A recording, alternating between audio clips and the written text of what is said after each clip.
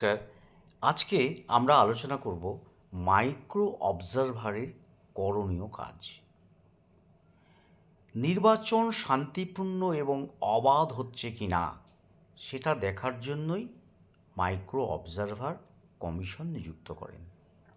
তাহলে micro observer কী কী দেখবেন? এটা ভালো করে শুনে নিন। ১. মহড়া ভোট বা মক পোল। এটা কিন্তু মাইক্রো অবজারভার তিনি ভালো করে পর্যবেক্ষণ করবেন, ঠিক নিয়ম অনুযায়ী ঠিক ঘটনাগুলো ঠিক হচ্ছে কিনা, অর্থাৎ পরপর সিরিয়ালি মহড়া ভোট, এজেন্টরা এসেছেন কিনা, এজেন্টরা ভোট দিচ্ছেন কিনা, প্রত্যেক বোতামগুলো ঠিকঠাক ভোট পড়ছে কিনা, যেগুলো ভোট প্রার্থী হয়েছেন সেই বোতামগুলো যেন প্রত্যেকটা ভোট দেওয়া হয়, এবং পোলিং এজেন্টের উপস্থিতি এবং সেই ব্যাপারে নির্বাচন কমিশনের নির্দেশিকা পালন করা হচ্ছে কিনা। হ্যাঁ, এই সবথেকে বড় ব্যাপার, কমিশন যে নির্দেশগুলো দিয়েছেন সেইগুলো ঠিকঠাক হয়েছে কিনা, পোলিং এজেন্ট এসেছেন কিনা, বুথের ভেতরে ঢোকা বেরোনোর জন্য পাস দেওয়ার নিয়মটি ঠিকঠাক মানা হচ্ছে কিনা। হ্যাঁ, এটা ভোটারের শনাক্তকরণের কাজটি নির্বাচন কমিশনের নিয়ম অনুযায়ী হচ্ছে কিনা, অর্থাৎ ভোটার আসবে, ফার্স্ট পোলিং অফিসার ভোটারের সচিত্র পরিচয়পত্র দেখবেন এবং তার নাম উচ্চারণ করবেন, সেইটা এজেন্টরা শুনবে, তারা সেটাকে শনাক্ত করবেন এবং ভোটারের আইডেন্টিটি কার্ডের সঙ্গে ছবির সঙ্গে মিলিয়ে নেবেন, শনাক্ত করে তারপরে তিনি ভোট দেওয়ার অনুমতি দেবেন। এএসডি ভোটারের চিহ্নিতকরণ। হ্যাঁ, এএসডি অর্থাৎ অ্যাবসেন্ট, শিফটেড এবং ডেড, এই ভোটগুলো যদি কেউ দিতে আসে, অর্থাৎ অ্যাবসেন্ট ছিলেন, তিনি ভোটার আইডি কার্ড নিয়ে এসে বলছেন যে ছিলাম আমি তখন অ্যাবসেন্ট ছিলাম কিন্তু এখন আমি এসেছি ভোট দেবো, তাহলে এই এএসডি ভোটার তাদেরকে চিহ্নিত করতে হবে এবং তাদের সম্পর্কিত রেজিস্টার ঠিকঠাক পূরণ হচ্ছে কিনা সেটাও কিন্তু এই মাইক্রো অবজারভার দেখবেন।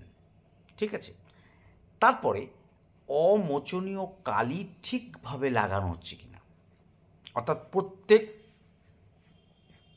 ভোটারের আঙুলে কালি দেওয়া হচ্ছে কিনা, সেই কালিটা ঠিকঠাক দেওয়া হচ্ছে কিনা, 17A রেজিস্টার ঠিকভাবে পূরণ হচ্ছে কিনা, অর্থাৎ সেকেন্ড পোলিং অফিসার 17A যার দায়িত্বে থাকবে তিনি ঠিকঠাক কলমগুলো পূরণ করছেন কিনা, কেউ এপিক দিয়ে ভোট করছে, কেউ ভোট দিচ্ছে, কেউ রেজিস্টার অন্যান্য 12-13টা যেসব থাকবে সেই যে কোনো একটা প্রমাণ দিয়ে তিনি ভোট দিচ্ছেন কিনা, সেগুলো ঠিকঠাক লিপিবদ্ধ হচ্ছে কিনা, কেউ ধরুন মাধ্যমিকের অ্যাডমিট কার্ড দিয়ে ভোট দিলেন, কিংবা কেউ হয়তো আধার কার্ড, অন্যান্য যে চিহ্নিত কমিশন কর্তৃক নির্দেশিত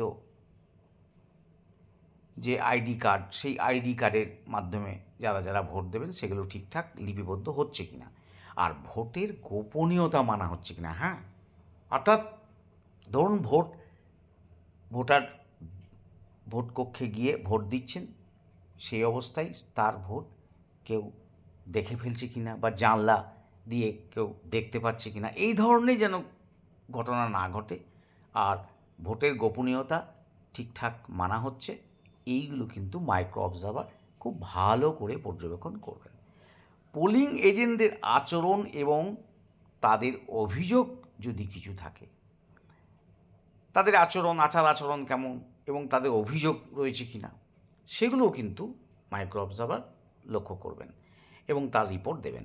তিনি তার রিপোর্ট সাধারণ পর্যবেক্ষকের কাছে জমা করবেন, যেমন তার কাছে চাওয়া হবে। ঠিক আছে, তাহলে এই গেল মাইক্রো অবজারভারের করণীয় কাজ। তাহলে এগুলো ভালো করে লক্ষ্য করবেন এবং এগুলো ঠিকঠাক পূরণ হচ্ছে কিনা দেখবেন। আজকে তাহলে এই আলোচনাটা করলাম, পরবর্তী ক্ষেত্রে আবার নতুন আলোচনা নিয়ে ফিরে আসব। নমস্কার।